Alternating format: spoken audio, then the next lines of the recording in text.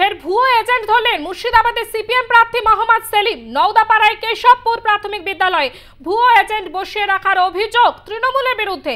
সন্দেহ হওয়ায় বুথের ভিতর ওই ব্যক্তিকে জিজ্ঞাসাবাদ করতেই সে জানায় স্থানীয় তৃণমূল নেতার কথাতেই বুথের ভিতর বসেছিল সে।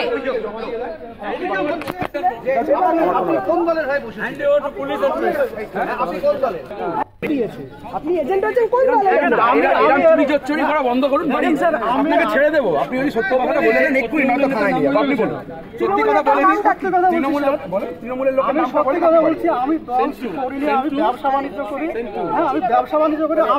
আমি আসলাম, ওরা বললো যে তুমি কে বললো? সেলিম দা कौन सी पार्टी का एजेंट है?